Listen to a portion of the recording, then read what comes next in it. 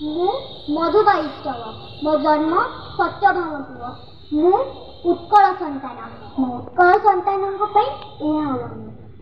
सुपवा बोलाऊ उत्कल संतान तेबे किंपा तुम्ही भीमु तुभव जननी रोदन कविले कही पापु किंपा दबु तो पूर्व तुसे वीर प्रमियावे लोभी तिले केते ख्याति हाकिब निकटे दुख कहबाकू किंपा थवे तो छाती तो पूर्व पुरुष जय कवि थिले गंगा ठारू गोदावरी तांकर औसे जन्म हे तुही केउ गुरु तांकु सवी ब्रिटेन निवासी अतीब साहसी कापुरुष श्रद्धा नाही सिख राजपूत जे मान्य लबंती तोर भाग्ये ताहा काई तुमने भाविकु तोसा मद कवि बढ़ई बुझती मानो तोसा मदियाव कुकुर प्रकृति ऐठा पतरी ध्यान तोसा मद कवि क्षिप्त सान कवि सहज चिन्हा न जाए गुप्त भाव दवि गोह चाटू चाटू विष लेपि दुईथाए तोसा मदटे अंधाव गहिवी स्वार्थ तही लुचि बसे सबल प्रतीक बाटरे बेटिले उकातरे ताकू नसे जातीय उन्नति हेब किवे बाई स्वार्थकू जगत मई गोदव गोडवे माउस लागिले देहव कि शुभ गमी जातीय उन्नति से काई करिब स्वार्थी जाव व्यक्त मन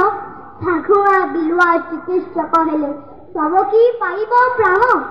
जाति नंदी को चलिब कि भाई स्वार्थकू सारथी कले टाणे किवे गाड़ी दानव टोबड़ा घोड़ा मुहे बंधा थिले स्वार्थव बनिता अटे तोषामद भय मिथ्याताक पुत्र राज्य विप्लव निश्चय घटिब एमाने हेले एकत्र उठवे उठवे उत्कल संताय उठिबु तुकेते दिने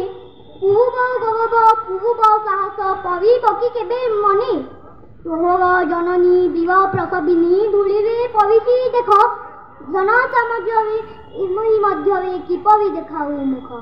तो पूर्व पुरुष स्वर्ग धामिधाई भोगुचंती मनस्ताप तांकर जीवन कवि विस्मरण करुचु तु महापाप तोषा मद छाड़ी स्वार्थ परिहरी सत्य को आश्रय कर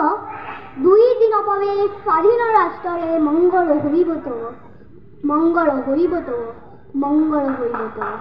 वंदे धन्यवाद धन्यवाद परवर्ती प्रतियोगी श्रेयांशी चौधरी चतुर्थ श्रेणी डीएवी सीटीए तांको परे साईस्वती स्वाई